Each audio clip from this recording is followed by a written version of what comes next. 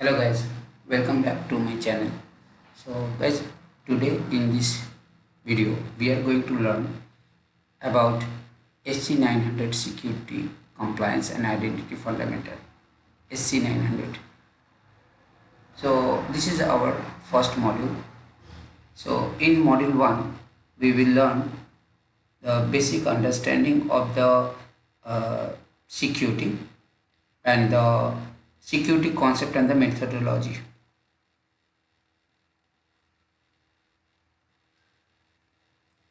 So there are different topics that we will cover. For example, we are going to discuss about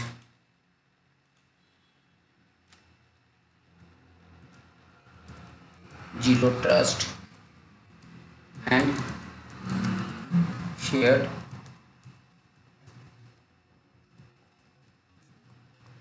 responsibilities.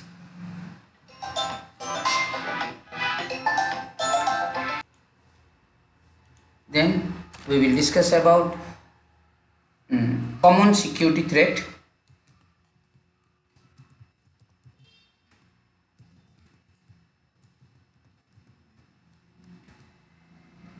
and we will also understand the concept of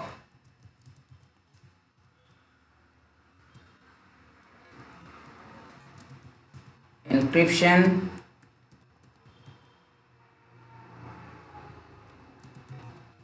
hashing, and signing.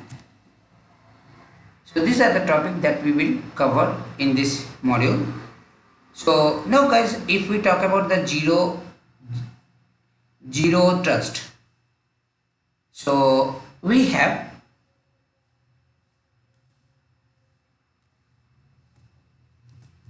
zero trust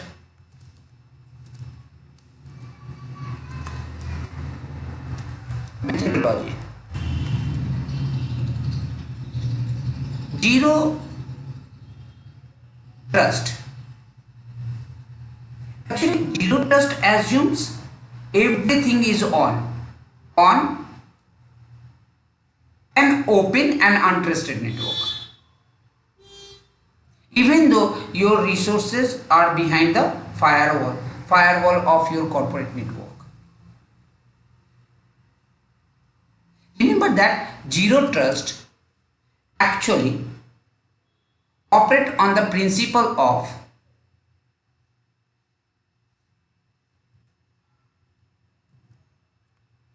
trust no one,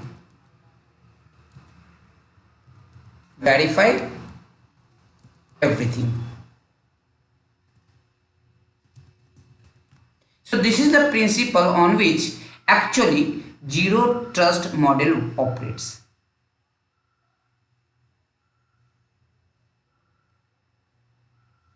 Corporate world, or the organizations, or most of the organization, you can say,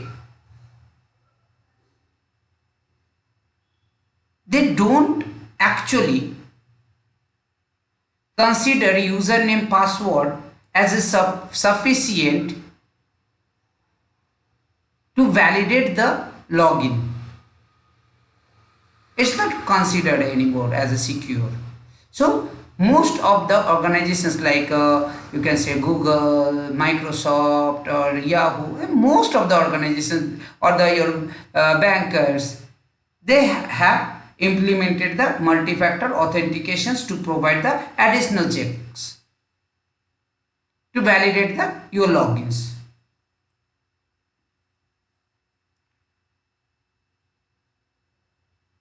When we talk about the zero trust, so there are some principles. There are three principles which actually guide zero trust methodology.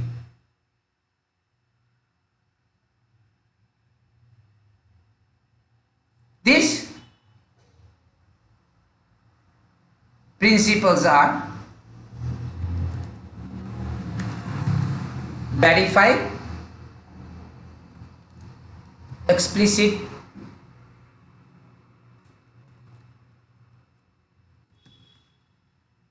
explicitly.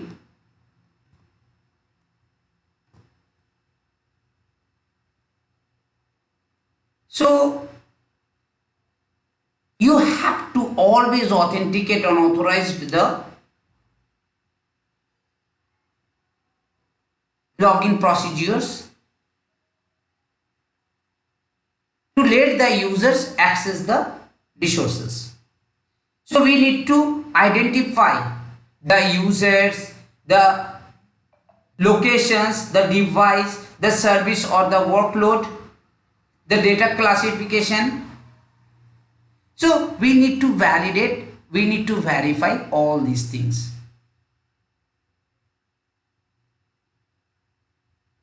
So you can say you have to validate user identity, location from where the user is accessing the resource, the device from which the user has initiated the login process, the services which you are requested to access, or the workload,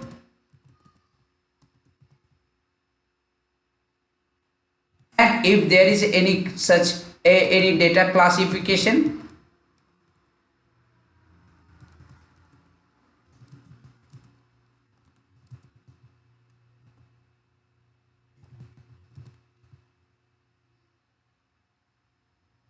So we have to validate all this explicitly.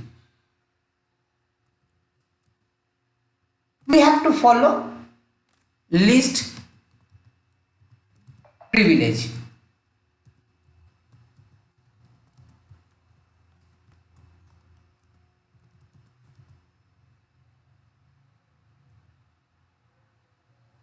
So least privilege specifies that only assign only that permission which is enough to perform the task. So there are, you can implement just enough administration,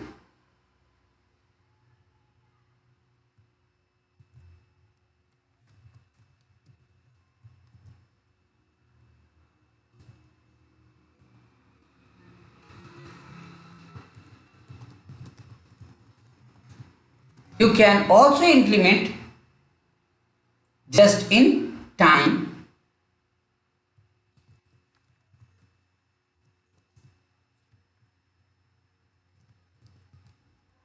just in time administration.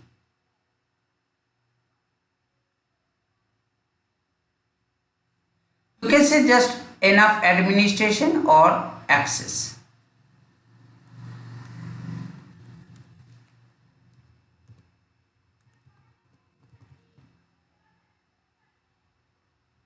So based on your requirement,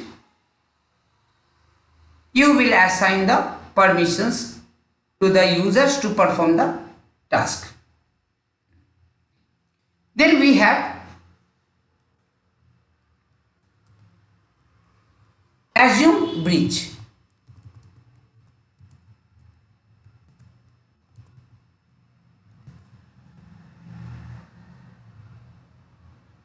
So we need to actually segment our network.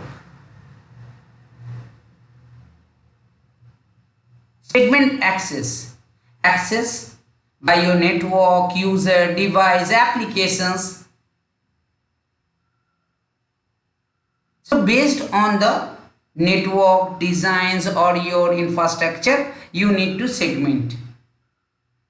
So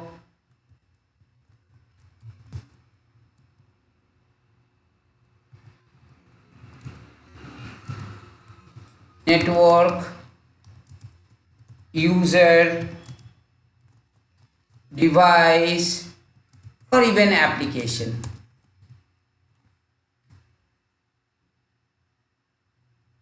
You can use encryptions to protect your data. You can use analytics services to keep track of your data, to detect any threats, or to improve your security. So these are the three zero trust guiding principles.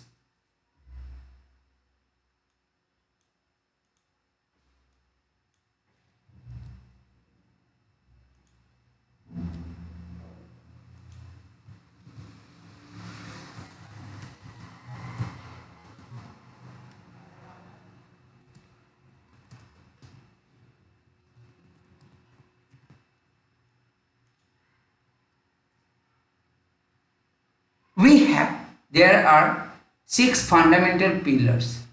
When we talk about zero trust model,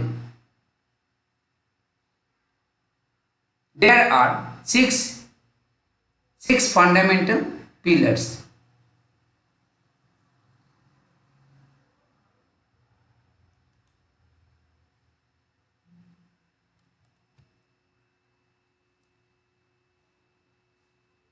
So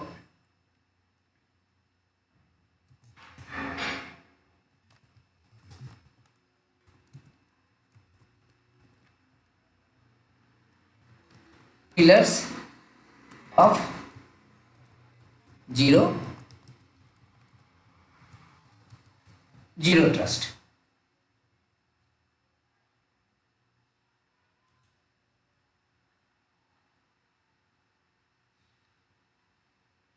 We have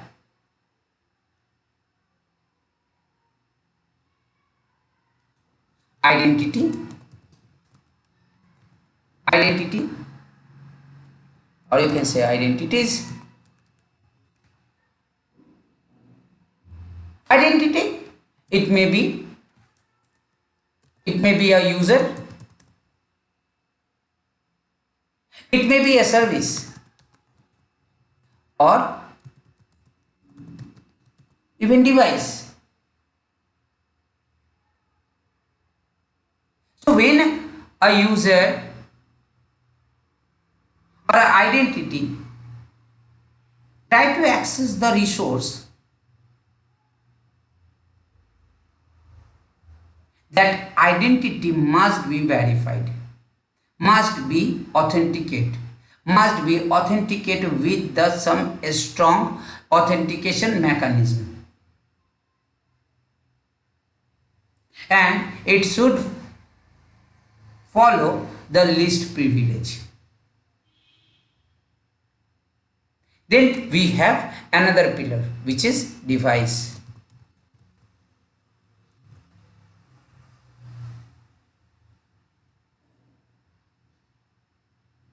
We must monitor the device for the device health,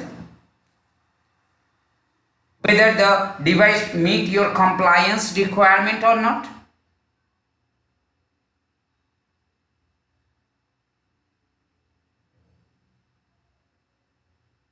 So you need to keep monitoring your device to check whether the device is healthy and meet your compliance requirement or not.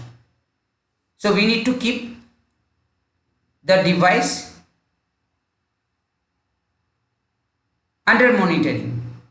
Now, not only that, we have application, which is the third one. Now, if we talk about the applications, we must keep track of our applications.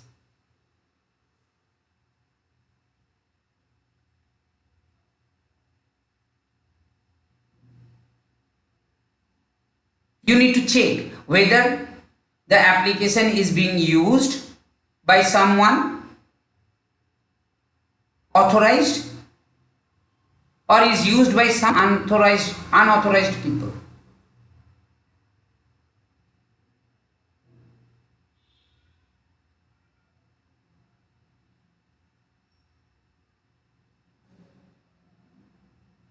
So we need to check whether the application has the appropriate permissions or not, so that it can be restricted from unauthorized accesses. Our fourth pillar is data. We must classify our data. We must label it. We must encrypt our data. So, data classification is important.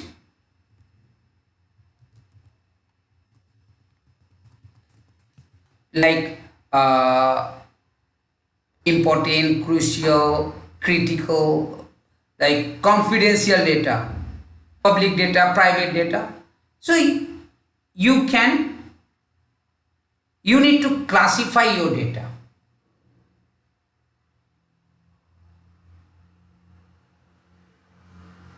You need to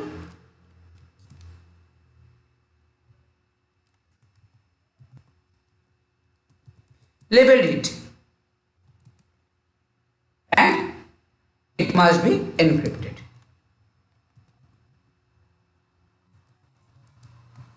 So your data need to be encrypted so that you can protect your data from the unauthorized access. So this will save your data. If you want to keep your data safe,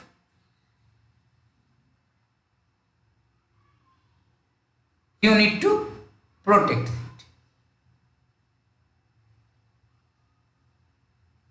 Now, if we talk about our next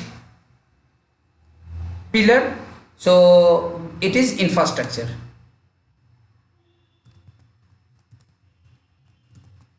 Infrastructure. See, whether you are using cloud service or you are using on-premise,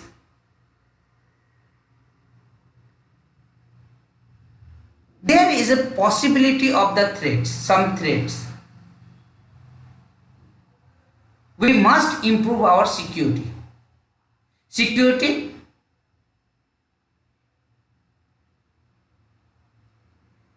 by applying some kind of security mechanism. For example, you can enable JIT, just in time access.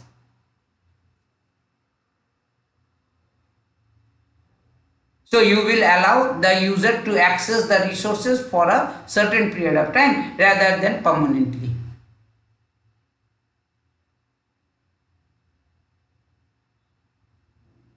We have network.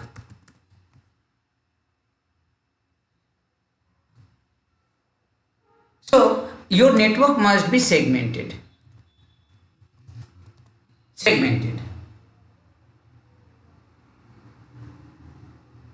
So your large network need to divide it into the small size. And you should enable real-time threat protection, end-to-end encryptions. You should analyze, monitor your network. You should have some analytic services. So it must be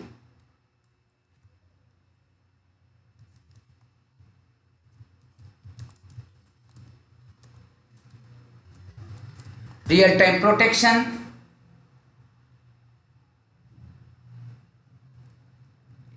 threat protection.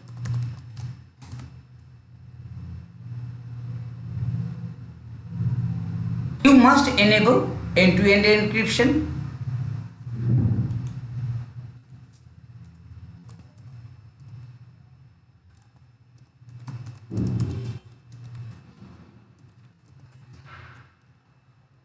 End-to-end encryption.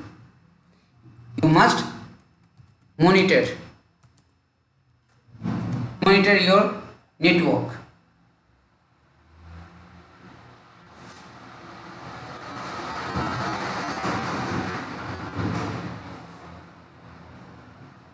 So guys, these are the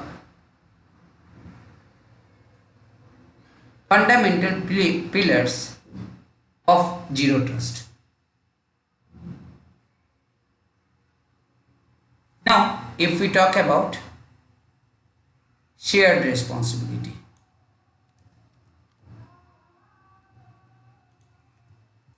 Shared responsibility. Shared responsibility. Actually, shared responsibility identifies which security tasks are handled by the cloud service provider, and the which service or a security is handled by the customers. So if you have only on premise, you are the responsible to take care of each and everything. But if you have subscribed for any cloud services, then certain responsibility is on the customers, and some of the security is handled by the cloud service providers, CSP. So we have on premise, we have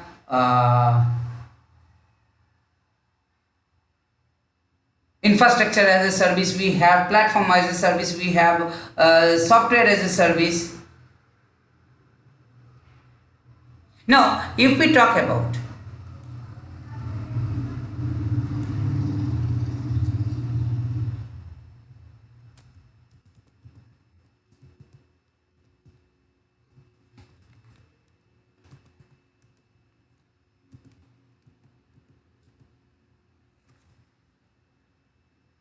on-prem,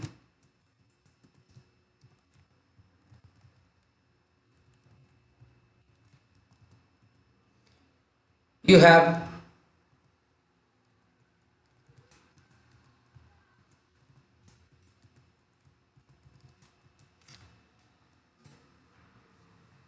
now there are different responsibilities. For example, if you talk about physical data center,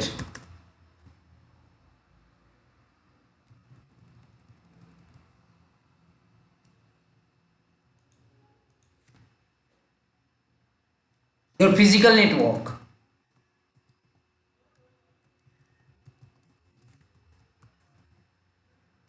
you talk about physical host, operating system,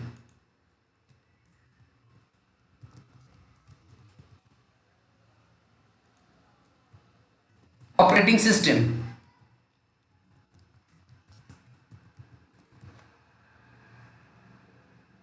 your network control, your applications,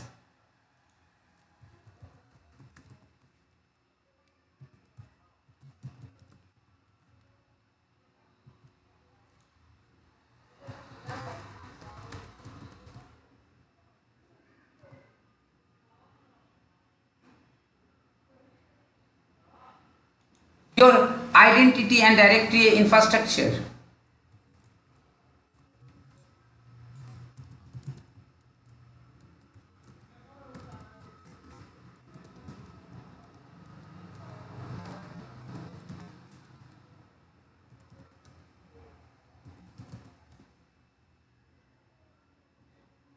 your accountant identities,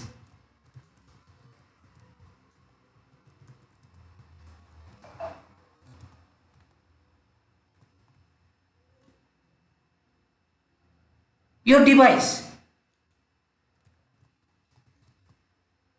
whether it is your mobile,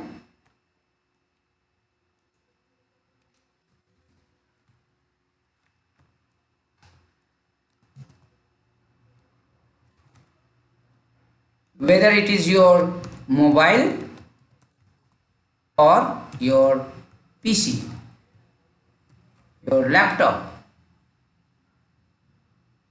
your information and your data.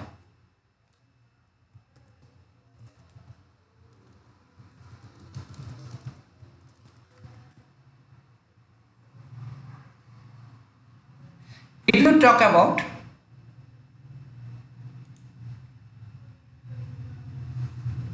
on-premise,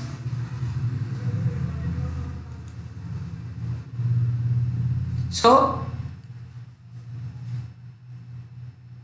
customer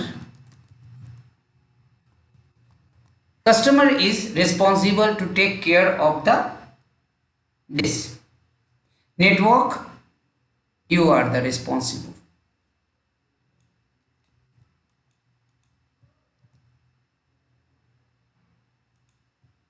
You are responsible.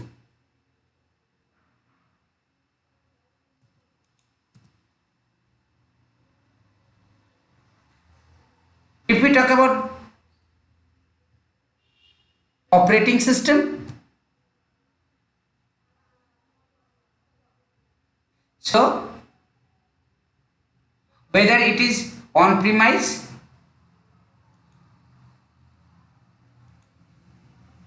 whether it is on-premise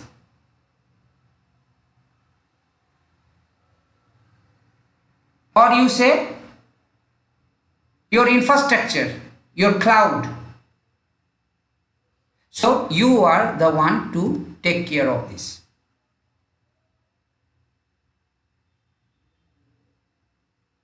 Network control,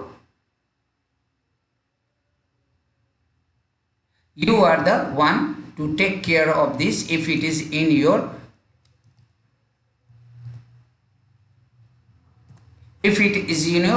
data center.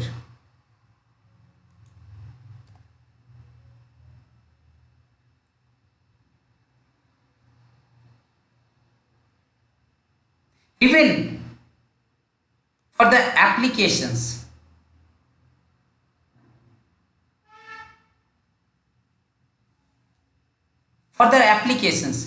you have to take care.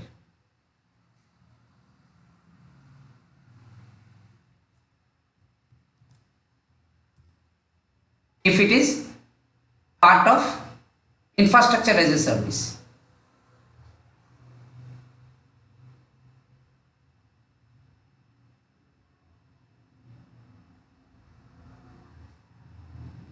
If we talk about identity, you are here, you have to take care of this because on-premise, you are the one who will responsible for taking care of all these services.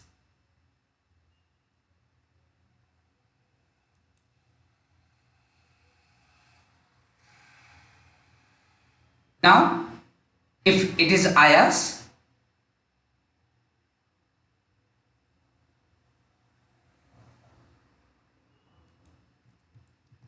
you are the one who will take care of these components.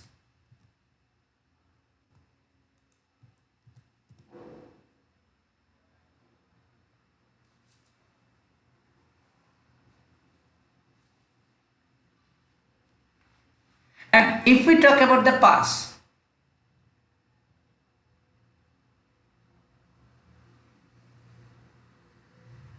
platform as a service,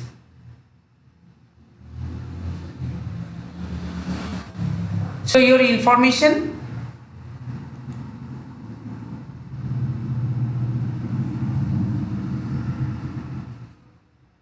your network, customer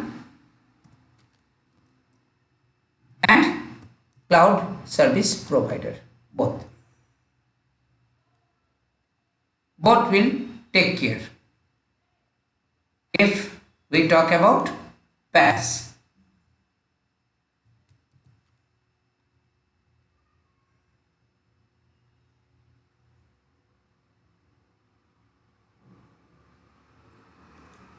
application, both Identity, both.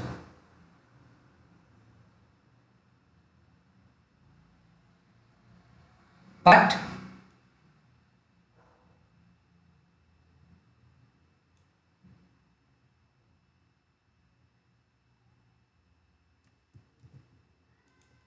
this part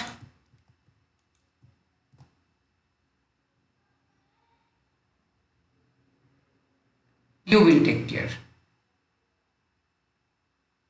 and rest of this will be handled by the cloud service provider, which is like we are talking about Azure, so it will be done by Microsoft.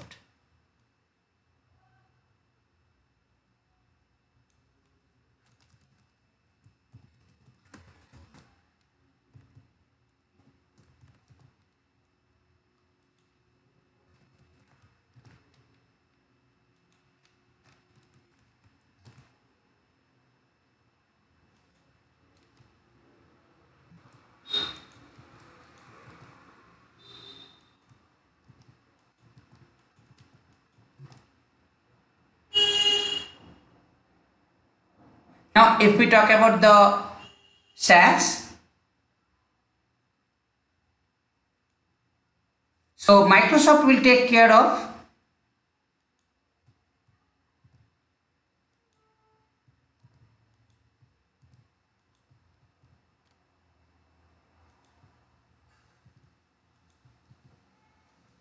now identity, both of you, customer and Microsoft.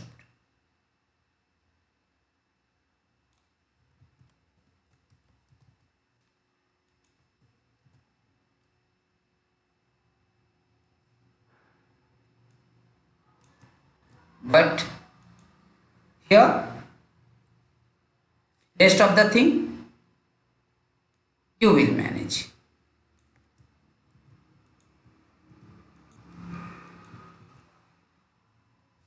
So this model is actually known as shared responsibility model.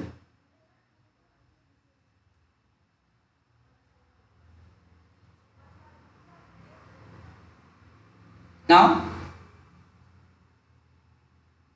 if we talk about defense in depth,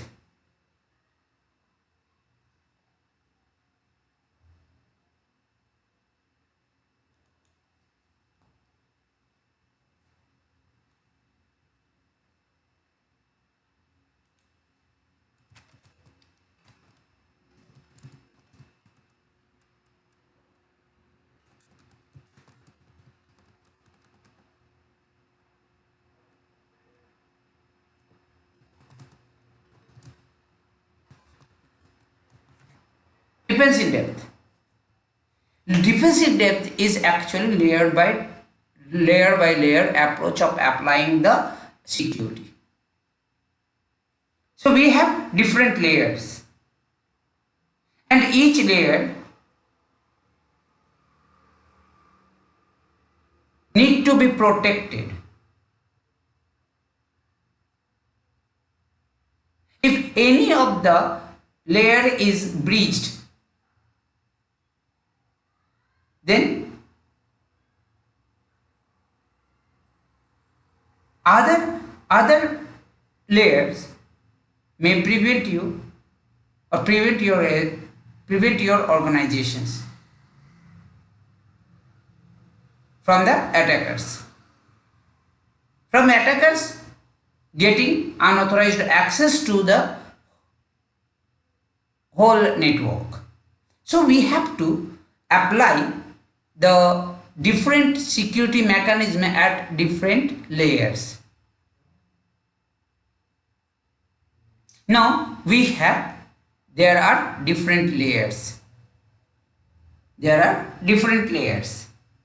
We have physical, identity access, perimeter, network, compute, applications. So there are 7 different layers. Now if we talk about physical,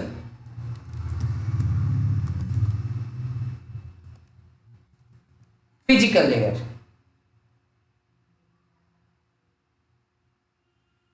So physical layer, you protect your data center from unauthorized access. You don't allow unauthorized personnel to get into the data center. So there are a lot of things that you do, like you have locks, you have doors, you have guards.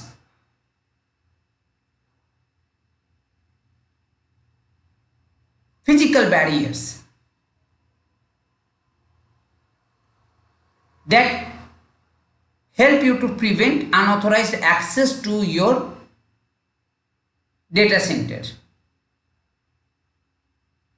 We have identity and access.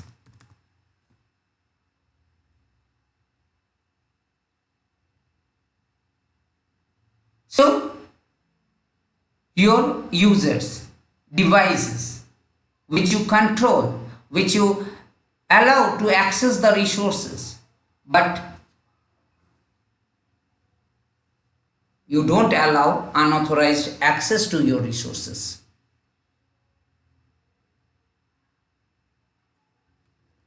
Now we have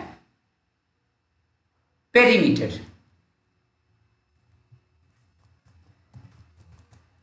Perimeter network.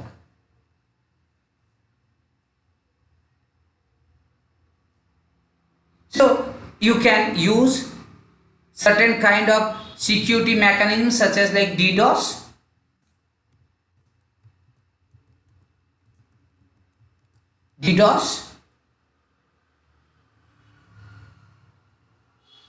to protect your network from the DOS or DDoS attacks, so that your service will be available to access.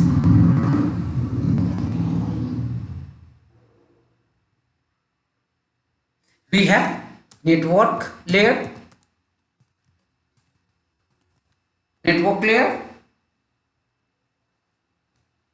So you can use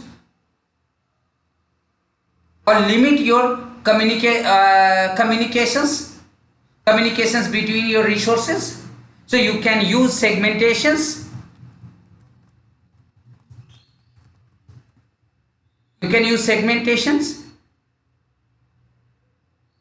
Like you can create your VLAN, you can use subnetting.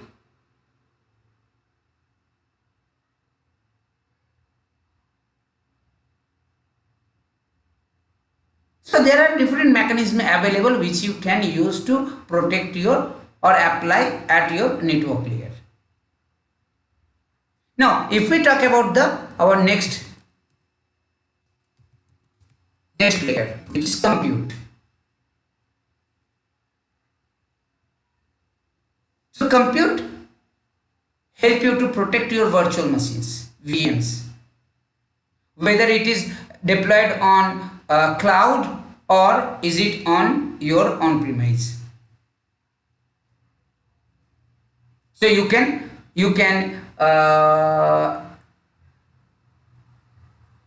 disable some unwanted ports.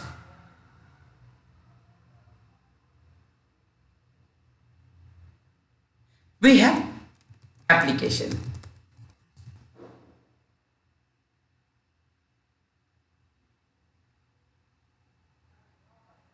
Application which is authorized applications which is free from any security vulnerabilities. So there should not be any kind of vulnerabilities. Your applications must be up to date.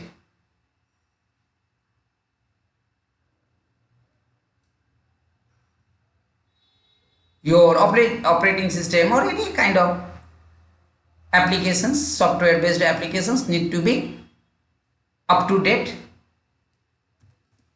Now we have the last layer, which is data.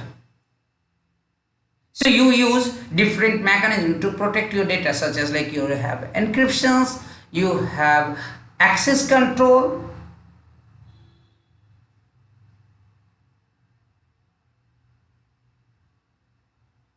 so that only authorized users will be able to access your data.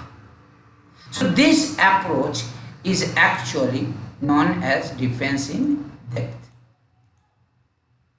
So it is a layer by approach to protect your environment. Now we have something called CIA. CIA. CIA stands for confidentiality,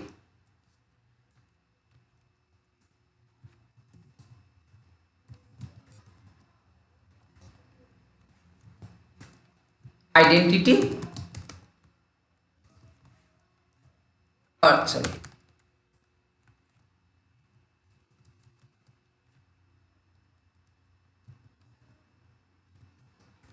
integrity and availability.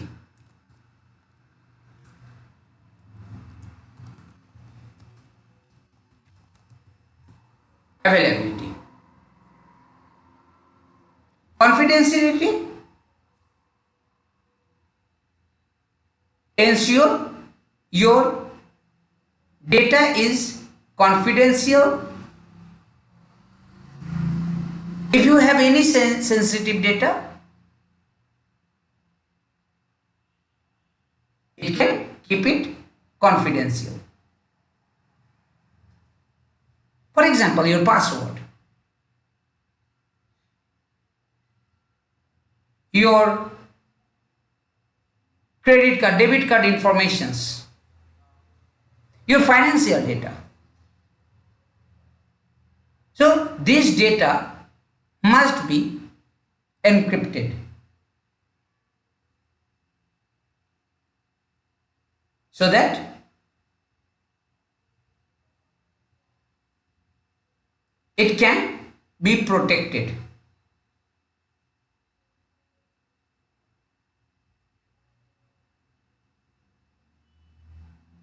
If we talk about the integrity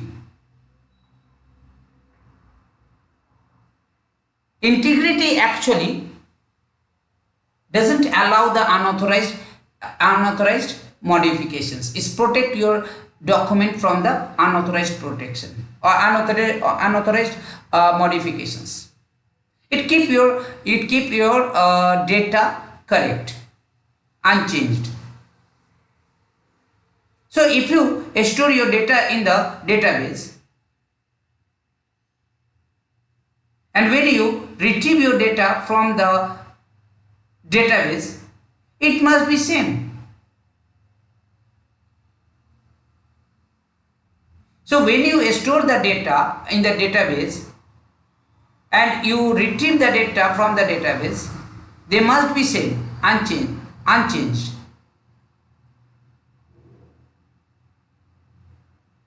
So by encrypting your data, it ensures that your data will be kept safe and unmodified. But when you encrypt your data, you must be able to decrypt as well.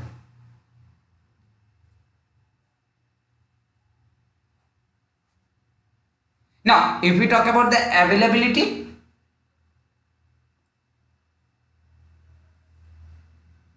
so your data need to be available to the authorized person when they want to access it.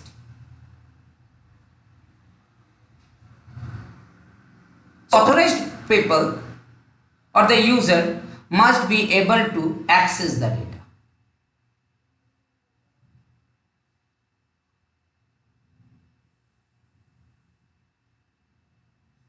So data should be available for use. So this concept is actually known as confidentiality, integrity and availability. In short, we call it CIA.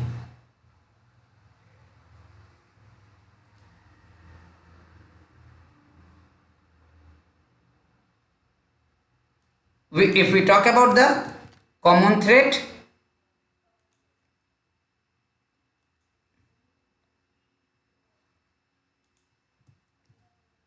common threat,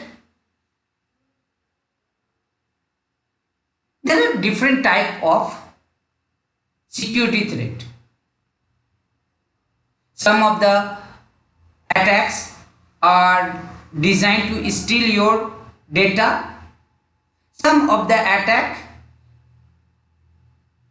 is executed to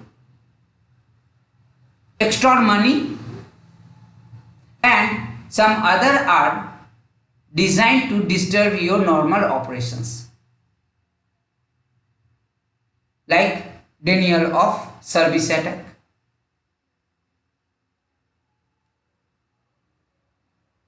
Now, if we talk about the common threat, we have data breach. Data breach. Data breach means your data is stolen.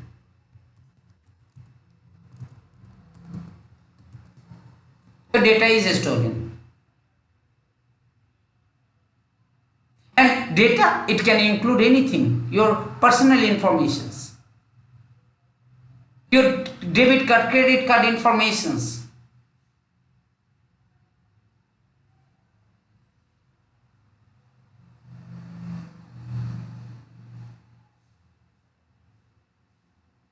So, it can be very dangerous. And there are some attacks which are actually designed to steal your informations. We have phishing, spear phishing, tech support scam, SQL injections, and others, or even password cracking tools, malware tools. So there are different types which are, or the attacks which are designed to steal your personal details, personal informations.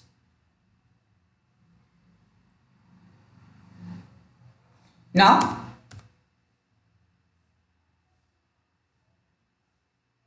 we have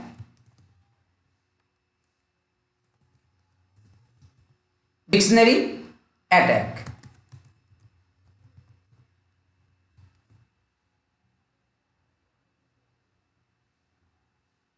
Here the attackers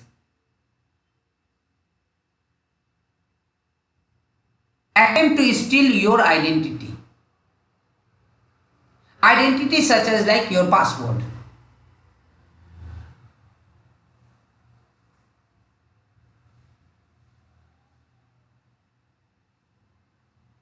Now, this dictionary attack is also known as brute force attack.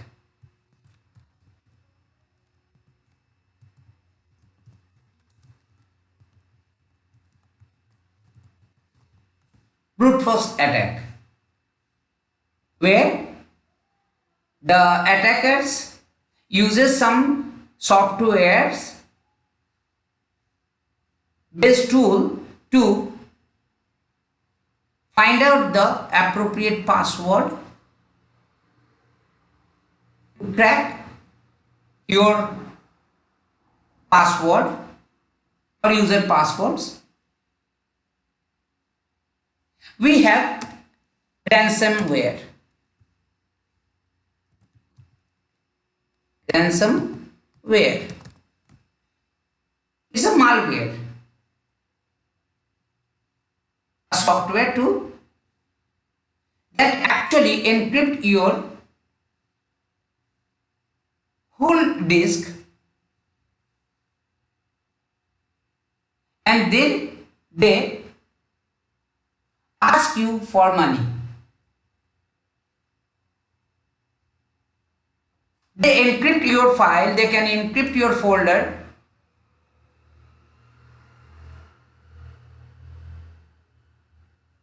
which may be very important for you. You cannot think to lose them. And then it exhort money to unlock or decrypt your data.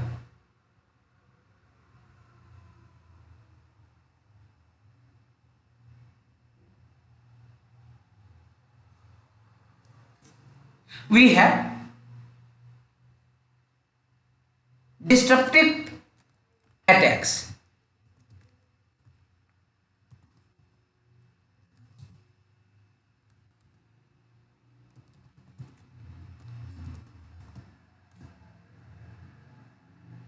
It is designed to disturb your work. For example, your DDoS attack, where attacker from multiple sources attack on your servers to make the services unavailable.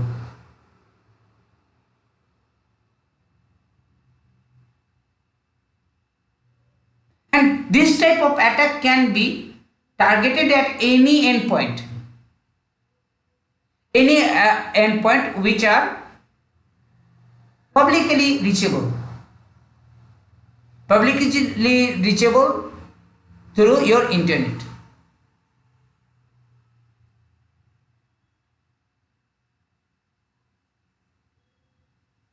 There are many other common attacks, like we have coin miners, we have rootkit, we have trojan, we have worm, we have some kind of viruses. So there are many other type of attacks.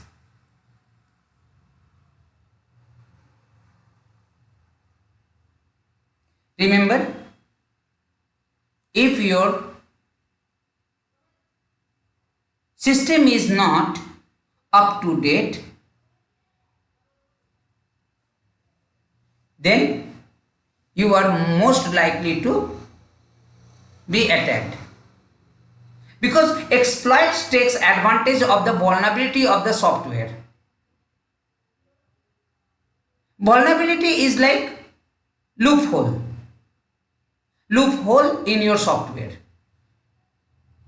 and those loopholes are actually used by the malware to execute the attack. Malwares actually try to exploit the vulnerabilities, then they bypass all your securities.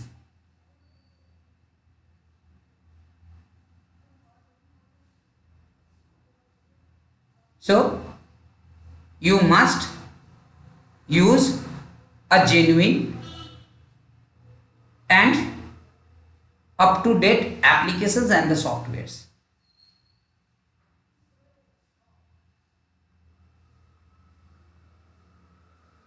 Now, if we talk about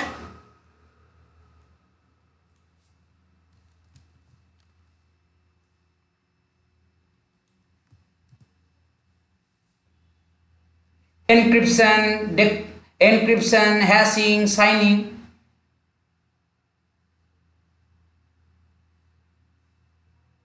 remember that there are two level type of encryption. We have symmetric and we have asymmetric encryption.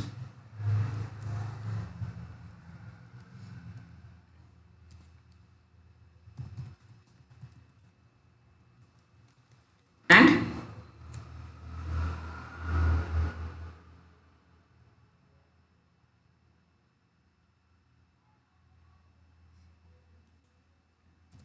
symmetric and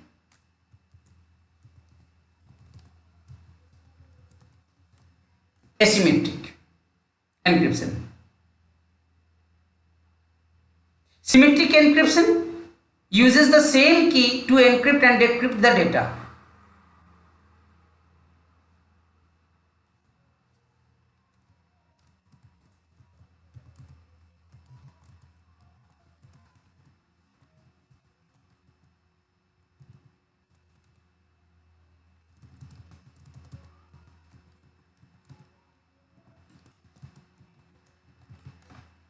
So, symmetric key uses same key to encrypt and decrypt your data. Whereas, if we talk about the asymmetric, so asymmetric use public and private key pairs to encrypt and decrypt your data.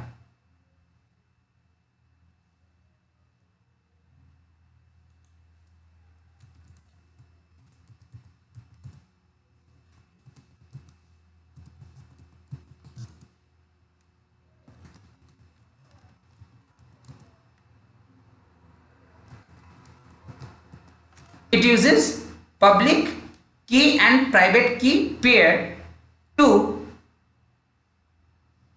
encrypt and decrypt your data.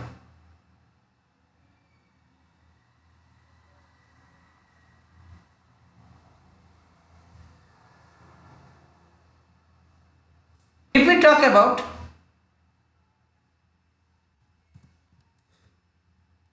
TLS, transport layer security, which is used by HTTPS. Now, see, SSL also use HTTP. HTTPS may use SSL as well.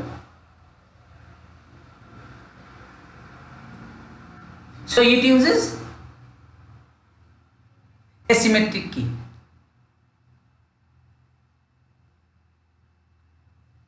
Now, your data can be protected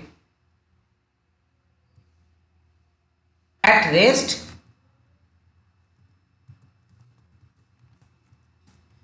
in transit.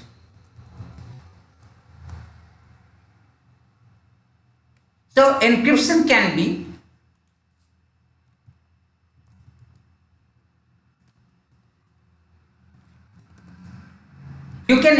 you can apply the encryption data at rest and data in transit.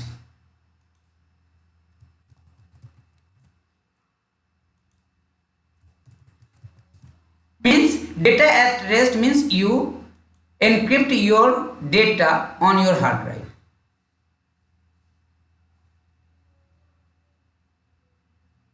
And data in transit means you transmit or send encrypted data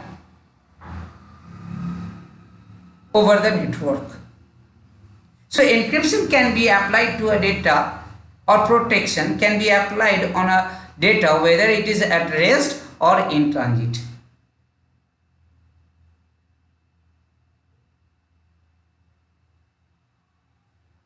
So when you store your data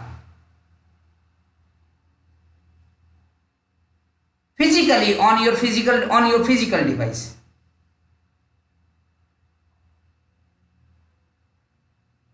on your server, like you save your data in your database, your storage account.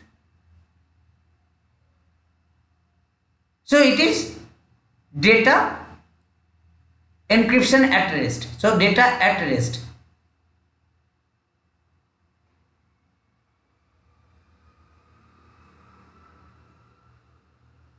So if like you have a BitLocker, EFS, encrypted file system. So this provides you data at rest encryptions.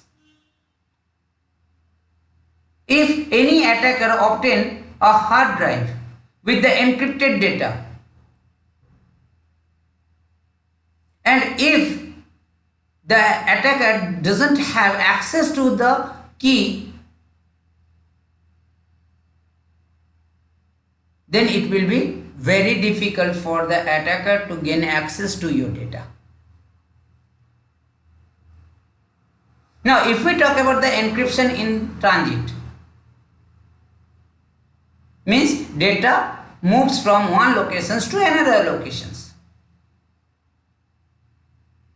You send your encrypted data over the internet, like HTTPS.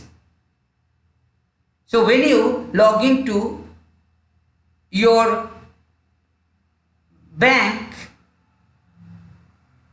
you enter your username password, and your username password is sent over the internet in encrypted format. Okay, so even when you log into portal.azure.com, your information is sent in encrypted format. So this is an example of data in transit.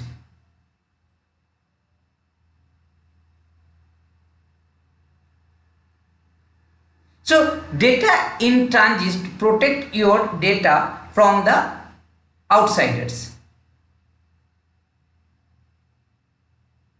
Now, if we talk about the hashing actually use algorithm which actually convert your original text to unique fixed length hash value.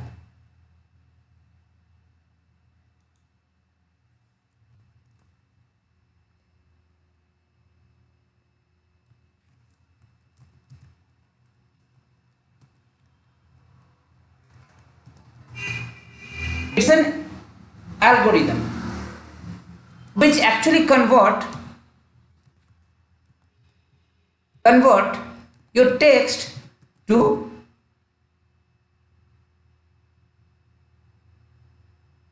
your unique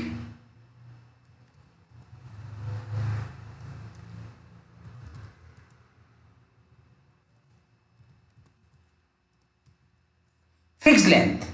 It can be 120, 256, 512, 1024, 2048, 4096 bit. So it is of fixed size, or you can say fixed length.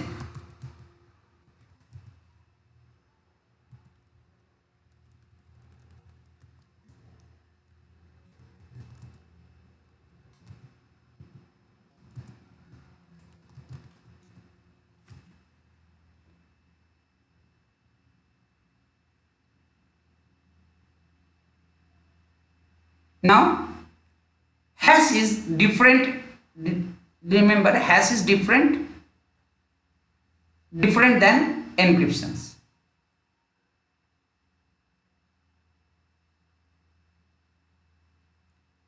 It does not use key.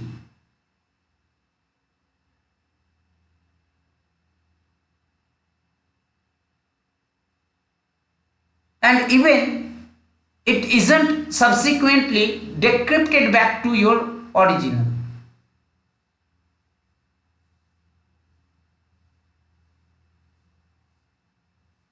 Hash actually use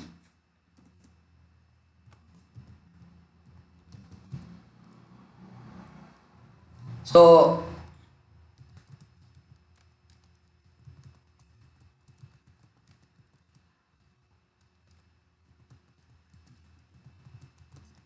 your password is stored in hash. So whenever you enter your password, the same algorithm is used or created to store your hash as you have actually used when you have entered your password.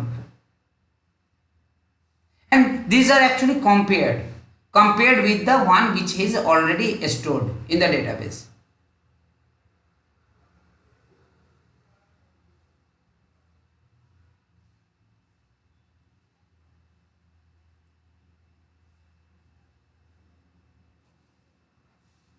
Actually, storing your password in simple text format is not secure. So hashing is much more secure than storing your password in text format.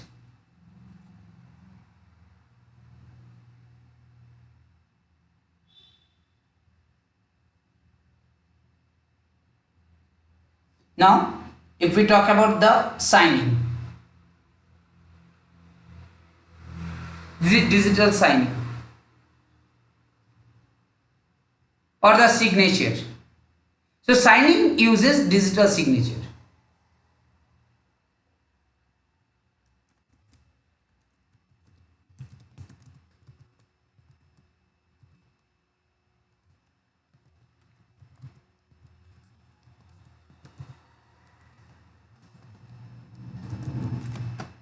Signing uses digital signature.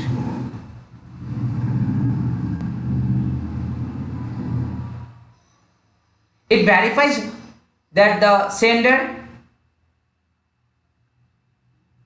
it verifies senders, it verifies that the content is not tampered,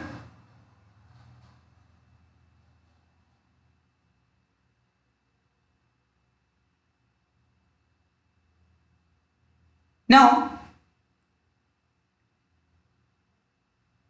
when we talk about the digital signature, there are two steps which involve in creating a digital signature. There are two steps. First step, it a hash value is created.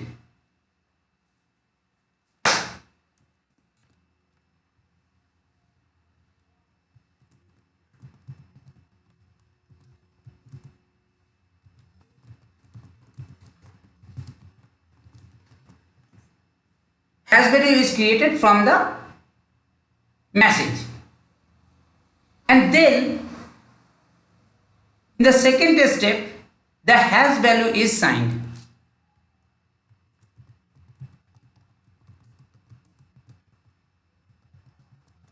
Hash value is signed and it uses signer's private key to sign the hash value.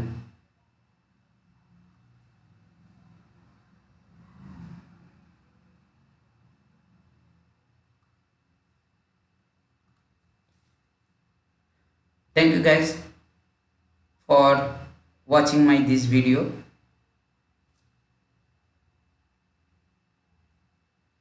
Hope this video will help you to understand the basic of the security concept.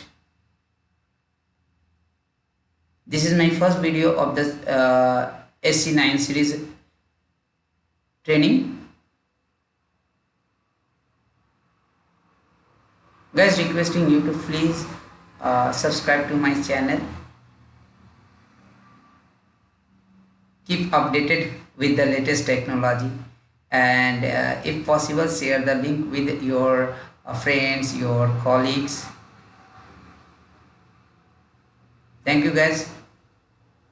Hope to see you very soon. Bye.